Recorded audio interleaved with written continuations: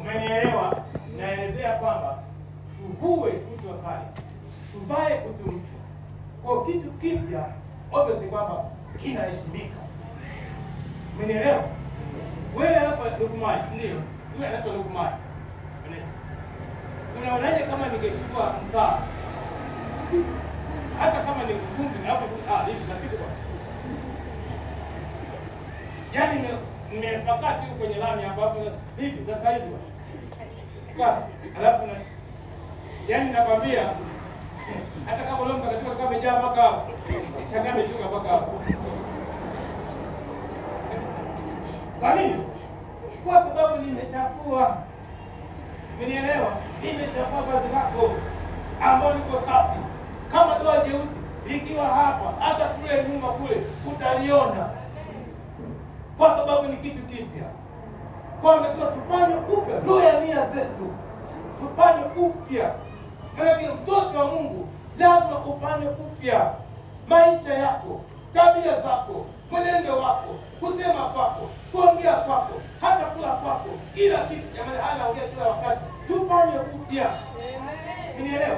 Kwa shetani simruhusu, iruhusu ile nguvu ambayo itakusaidia vazi lako lisichafuke. Unisikia Lukman? Hiyo nguvu iruhusu ili vazi lako lisichafuke. Mavazi yamechafuka kwa umbea. Mavazi yamechafuka kwa umbea. Najua umbea. Uongo. Mavazi yamechafuka. Haipo nguvu.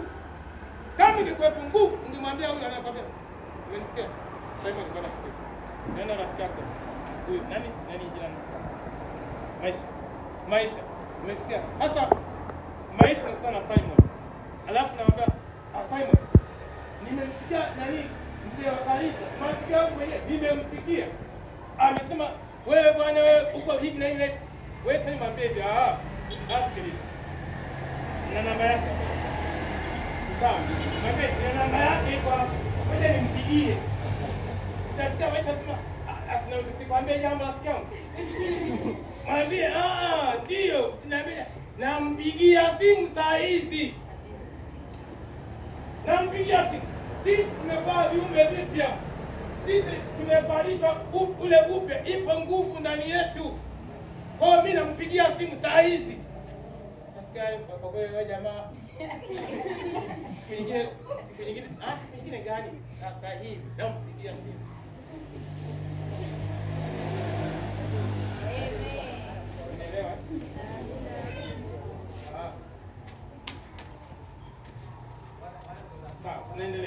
Kwa hiyo amesema ule upya, mkavae utu mpya ulioumbwa kwa namna ya Mungu katika haki na utakatifu wa nini?